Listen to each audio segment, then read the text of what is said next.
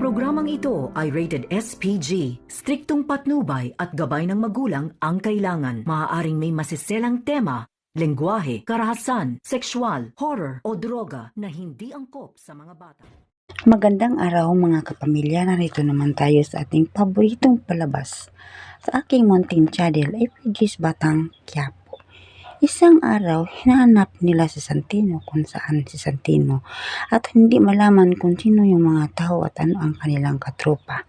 At nang nakita na nila si Santino, may kasama si Santino at sinilip nila kung sino at nalaman nila na si Tanggol ang kasama.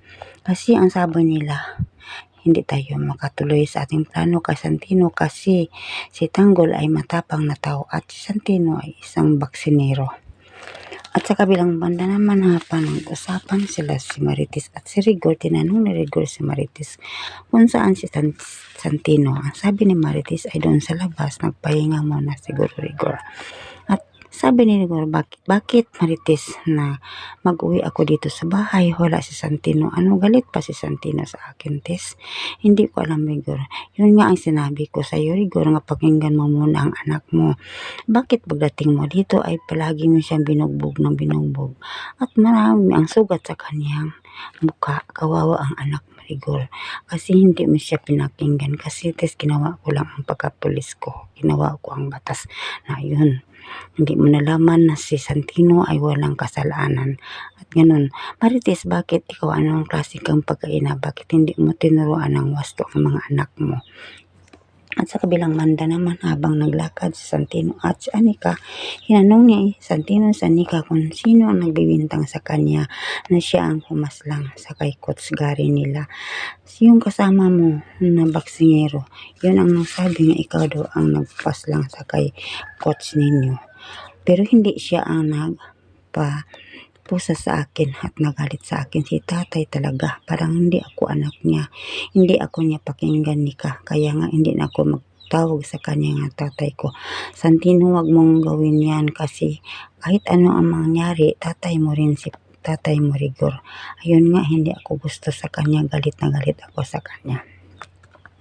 Habang patuloy naglakad sila si Santino at Nika, may taong nagsalubong sa kanila at binugbog na binugbog si Santino.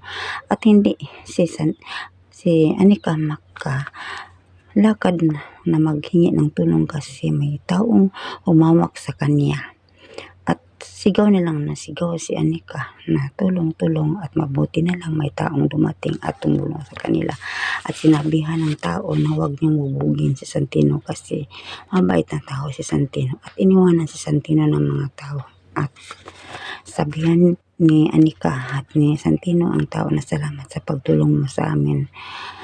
Huwag na kayong balik dito kasi alam niyo maraming mga tao na mga pulang puso dito. Mangbubog sila. Sa kabilang banda naman, nagpunta sila Divina at Tanggol sa taong bumili sa kanang Star of Venus at ang sabi ni Jeronimo na wala pa daw siyang pira, maghintay mo na ma-withdraw pa daw ang kanyang sekretary.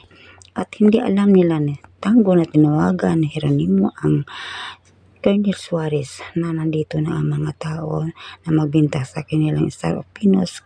Halik kayo dito, hulihin niyo sila. At sinabihan ni Divina, ano ka ba? Sabi mo wala kang pira. Wala ng panahon naghintay kami. Sa sekretary mo wala pa. Hala, sige mga taoan.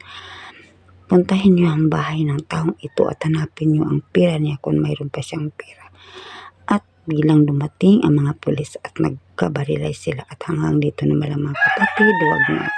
Sana ang kalimutan sa sunod na palabas kung ano ang mabuting palabas sa ating FPG's Batang Quiapo at huwag niyo akong kalimutan sa pag-share, like, subscribe. Maraming salamat.